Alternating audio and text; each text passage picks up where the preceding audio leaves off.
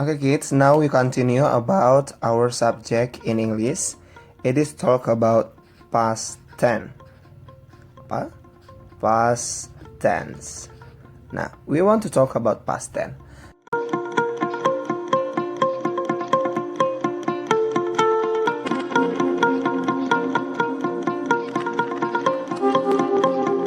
Nah, apa sih kalau kita bicara tentang past tense? Apa sih yang menjadi ciri-cirinya? Nah, past tense itu biasanya menggunakan verb to. Oke, contohnya misalnya go. Do you know the meaning of go? Pergi. Nah, dia go itu kita ganti menjadi verb to when. Nah, dari mana kamu bisa tahu pergantian dari verb one menjadi verb to? Nah, ini dari kamus kamu bisa mengetahuinya. Nah, setelah itu ciri-ciri yang pertama tadi adalah menggunakan verb to. Oke? Nah, yang selanjutnya menggunakan auxiliary verb did. Nah, teacher, di mana did ini kita gunakan? Did ini kita gunakan ketika kalimat itu berbentuk negatif dan kalimat itu berbentuk interrogatif. Oke? Kita akan lanjut untuk membuat contohnya. Tapi jangan lupa, yang menjadi ciri-ciri dari past tense adalah verb to, menggunakan auxiliary verb did, dan adverb of time ada last, yesterday, ya, blank blank blank blank ago. Oke. Misalnya 3 days ago. Oke. Atau 2 days ago. Ini ada S-nya ya nak, because more than one. Atau nggak hanya days, 3 months ago. Oke, artinya ini ago ini di sini artinya adalah yang lalu. Oke, kamu mengerti sampai di sini? Kita akan lanjutkan ke pembuatan contoh sentence ya, kalimatnya. Nah, di past tense itu tadi teacher bilang dia menggunakan verb to dan menggunakan did menjadi auxiliary verbnya, dan ada kata-kata dengan waktunya ada yesterday ya, kemarin, ada titik-titik ago. Oke. Nah, sekarang kita bikin contoh yang pertama. Dari contoh ini nanti kamu dapat membuat sebuah rumus past tense. Oke, di dalam bahasa Indonesia, saya pergi ke Medan kemarin. Oke, we change to English dalam bentuk positif. Oke, saya pergi. Go ke Medan, to Medan kemarin, yesterday.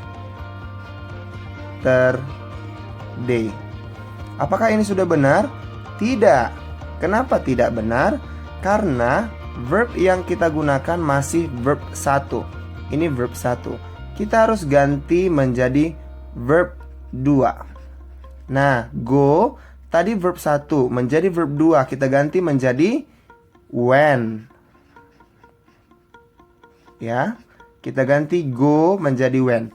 Jadi yang benar adalah I went to Medan yesterday.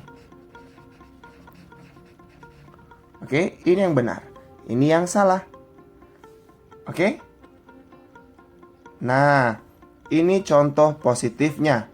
Nah, sekarang kita mau buat ini menjadi negative sentence. Nah, begini caranya. I. Ketika negative sentence kita menggunakan apa tadi? Did. Betul. I did not. Tinggal tambah not saja. Yang tadi when ini kita ganti menjadi verb satu lagi, yaitu go. Kenapa teacher go ini jadi when itu diganti menjadi go? Karena kita sudah menggunakan did di sini. Karena did itu menunjukkan bahwa kalimat itu adalah past tense. Oke? Nah, setelah go kita masukkan to Medan yesterday.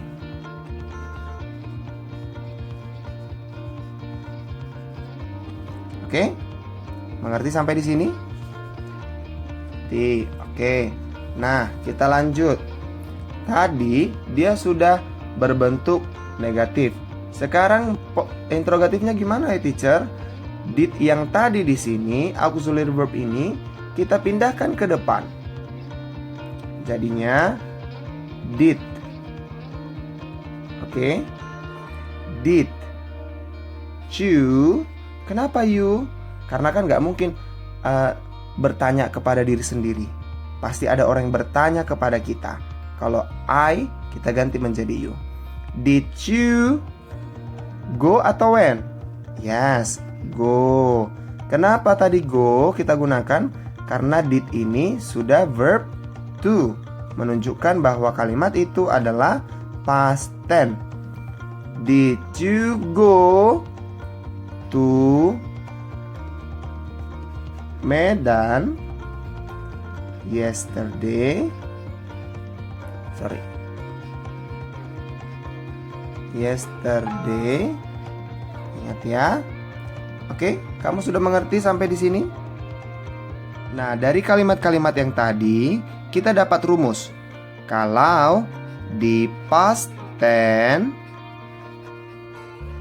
ya, di past tense itu kalau dia berbentuk positif, pasti I itu apa sih? Subjek. Verb plus verbnya tadi verb berapa? Verb 1 atau verb 2? Verb 2 plus complement, pelengkap. Oke. Nah, kalau dia negatif, subjek. Ini tadi subjek, I itu subjek ya. Plus apa auxiliary-nya? Auxiliary verb-nya adalah did. Nah, setelah did kamu tambahkan not. Nah, setelah not kamu tambahkan apa? Verb 2? Iya, verb 1. Kenapa verb 1 tadi? Karena dia sudah menggunakan did. Oke, tambahkanlah dia komplimennya. Nah, kalau interrogatifnya gimana ya, teacher tadi? Iya, betul. Did-nya kita pindahkan ke depan. Did, and then add subject after did. Subject. Not-nya digunakan? No, karena ini adalah interrogatif. Kembali ke verb 1. Setelah itu komplimen. Oke, mengerti sampai di sini? Iya. Nah, sekarang kita buat contohnya dulu. Dari yang teacher buat ini, rumusan yang tadi teacher buat, ya. Dari rumusan ini kita buat dulu contoh yang lain. Oke, berbentuk positif. Subjeknya kita pilih misalnya she. She membaca. Read, ya, sama bentuknya, plus complement, a book.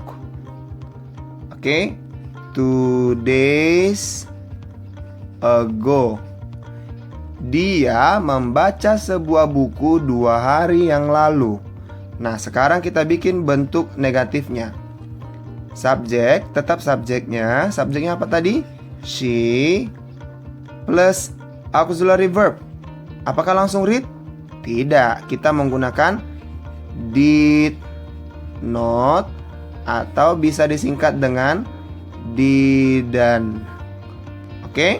Nah, setelah itu masuk ke verbnya. Verb yang kita gunakan adalah verb to atau verb one? Yes, verb one. Verb one-nya adalah read juga, sama ya bentukannya ya. Nah, kenapa kita menggunakan verb one di sini? Karena sudah ada kata did yang menunjukkan kalimat itu adalah past tense, sudah berlalu. To a book, a book 2 days ago.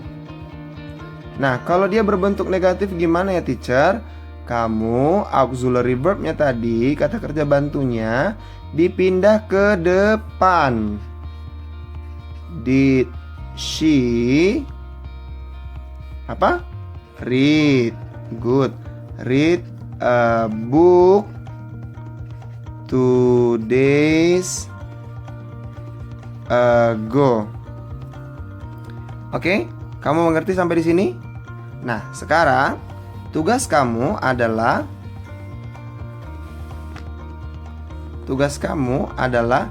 membuat 5 sentences, 5 kalimat ya, 5 kalimat past tense. Past tense, oke? Ingat ya, past tense itu rumusnya adalah subjeknya dulu. Subjek itu ada apa aja? I, you, they, we, she, he, it. Nah, setelah subjek-subjek yang tadi tambah verb to. Setelah verb to-nya complement, pelengkapnya. Oke? Jadi kamu nggak boleh bilang saya membaca. Harusnya saya membaca sebuah buku. Kapan? Kemarin. Oke, ngerti ya? Ingat ya, 5 sentensisnya positif, negatif, dan interrogatif. Jadi totalnya ada 15. Oke? Jangan lupa kirimkan sama teacher yang mengajar English di kelas kamu. Oke, see you, bye-bye.